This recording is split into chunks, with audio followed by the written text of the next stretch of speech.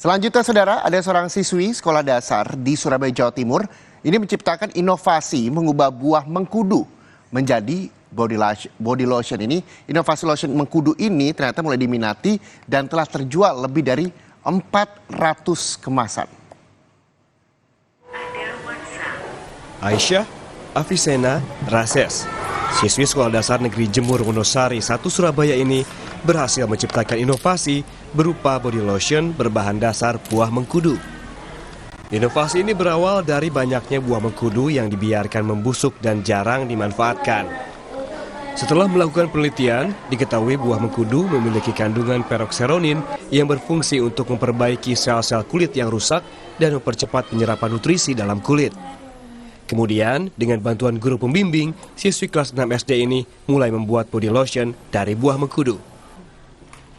Cara membuatnya, buah mengkudu yang sudah diekstrak selanjutnya dicampur dengan sejumlah bahan. Setelah berbentuk lotion, kemudian dikemas dalam botol berbagai ukuran.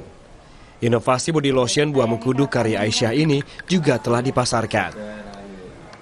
Karena buah mengkudu itu mengandung perokseronin. Karena kerja perokseronin yaitu memperbaiki sel-sel kulit yang rusak dan juga untuk mempercepat penyerapan nutrisi dalam kulit kita, istilahnya meremajakan sel. Nah, selama ini pohon mengkudu atau buah mengkudu itu sendiri kan dipandang sebelah mata ya oleh masyarakat, buahnya sama sekali hampir tidak dimanfaatkan begitu. Kalau pada mudanya mungkin bisa dimakan, gitu. Tapi begitu sudah tua membusuk dia hanya dibuang begitu saja. Bahkan banyak pohon-pohon mengkudu yang akhirnya tumbuh secara liar gitu.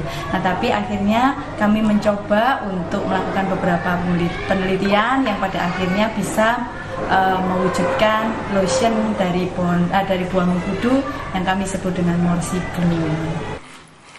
Body lotion buah mengkudu ini mulai diminati dan telah terjual lebih dari 400 kemasan.